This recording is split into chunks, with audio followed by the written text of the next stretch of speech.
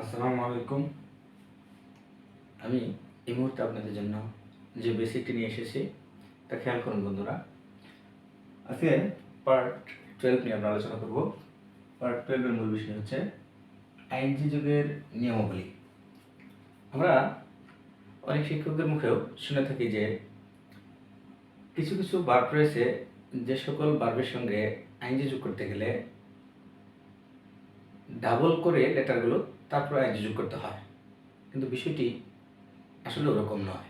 চলুন এবার আমরা আইএনজি যুগের নিয়মাবলী বা বিষয়গুলো নিয়ে একটু জেনে আসি।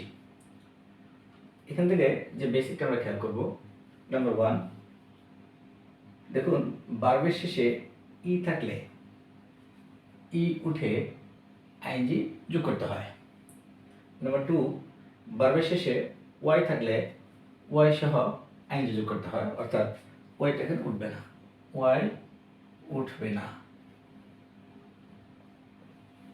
নাম্বার 3, ভার্বের সর্বশেষ লেটারটি যদি কনসোনেন্ট হয় এবং ঠিক তার পূর্বে একটি মাত্র কি থাকে, ভায়েল থাকে, তাহলে কনসোনেন্টটি উক্ত কনসোনেন্টটি ডাবল করে তারপরে তার সঙ্গে আইএনজি যোগ করতে হয়। নাম্বার 4, খেয়াল করুন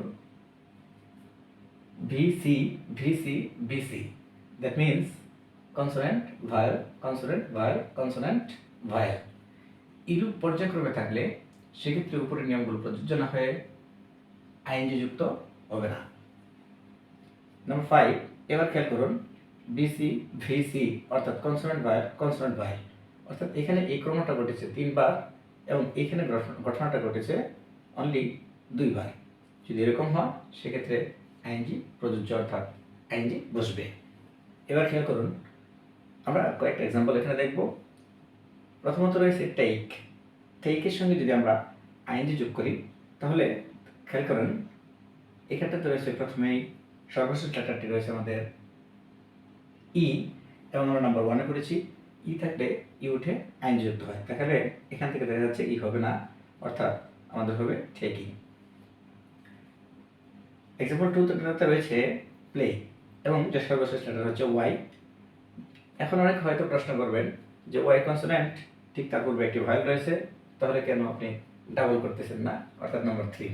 আসলে জেনে রাখা ভালো যে আমাদের ওয়াই এবং ডব্লিউ অ্যালফাবেটে, ইংলিশ অ্যালফাবেটে হচ্ছে সেমি ভায়েল। সো এখানে ওয়াই উঠবে না, আমরা রুট 2টা দিয়ে দিয়েছি। সো এখান থেকে হবে ওয়াই সহ প্লেইং। নাম্বার 3 রয়েছে কন্ট্রোল। এখন খেয়াল করুন হয়তোবা এখানে যে কোনো একটা নিয়ম দিয়ে আপনি এটা সমাধান করতে চাইবেন, কিন্তু মূল বিষয়টা সেটা নয়, আপনাকে সবগুলো নিয়ম খেয়াল করতে হবে। তো দেখুন সর্বশেষ লেটার কনসোনেন্ট, ঠিক তার আগে একটি ভায়েল রয়েছে, সো আমরা ক্ষেত্রে নাম্বার 3 এলোকে ডাবল করে আইএনজি যোগ করতে পারি কন্ট্রোল। কিন্তু এবার প্রশ্ন করবেন যে তাহলে ঘটনাটা তো এরকম হলো যে কনসোনেন্ট ভায়েল এবং কনসোনেন্ট এবং একটা দিকেছে ভায়েল, অর্থাৎ এটি কিন্তু রুল 5-এর আলোকে উপরে, যেহেতু 2বার ঘটনাটি ঘটেছে কনসোনেন্ট ভায়েল শেষ দিক থেকে, এই জন্য আমরা কিন্তু আইএনজি যোগ করেছি।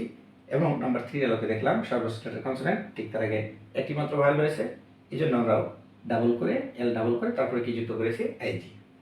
এই পাশটাতে দেখুন নাম্বার 4 অমিট, মানে বাদ দেওয়া। এই অমিট শব্দের সাথে আমরা আইএনজি যোগ করব। এবার খেয়াল করুন সর্বশেষ লেটার কনসোনেন্ট, ঠিক তার আগে একটা কি রয়েছে, ভায়েল রয়েছে। এক্ষেত্রে আমরা টিটা ডাবল করে তারপর আইএনজি যোগ করবো অমিটিং। এবার নেক্সট দেখলাম আমরা ওপেন। ওপেনের সঙ্গে আমাদের আইএনজি যোগ করলে আমরা দেখলাম সর্বশেষ লেটার কনসোনেন্ট, ঠিক তার আগে একটি ভায়েল। এখানটাতে কিন্তু আপনি ভুল করবেন যে আপনি আইএনজি যোগ করতে বেলায়, আইএনজি যোগের বেলায় আপনি কিন্তু এন ডাবল করে তারপর আইএনজি যোগ করে দেবেন, কিন্তু ন, এটা হবে না। কেন? কারণ আপনি যখন এন উচ্চারণ করবেন এক্ষেত্রে ঘটনাটি কিন্তু কনসোনেন্ট ভায়েল 2বার ঘটলেও আইএনজি যুক্ত হওয়ার কথা, কিন্তু আমরা যখন এনটা উচ্চারণ করতেছি সেক্ষেত্রে কিন্তু একটা এ চলে আসছে। আবার এখান থেকে বলবেন আপনি যে এল উচ্চারণ করলে তো একটা এ চলে আসে। সো এল উচ্চারণ করলে যখন একটা এ চলে আসে, কিন্তু এ এবং ও দুটি কিন্তু ভিন্ন জাত ভায়েল, কিন্তু এখানটাতে খেয়াল করুন যখন আপনি এন উচ্চারণ করতে যাবেন, এন ই এন এন, এরকম কিন্তু তাহলে কিন্তু সামনে আরেকটাই রয়েছে, সো দুইটা সমাজাত ভ্যাল হয়ে যাবে। এক্ষেত্রে আমরা এনটা সিঙ্গেল রেখেই আইএনজি যুক্ত করব। আশা করি বিষয়টি আপনারা বুঝতে পেরেছেন এবং এই ধরনের বেসিক আপনাদের ইংলিশকে আরও শানিত করবে। আসসালামু আলাইকুম।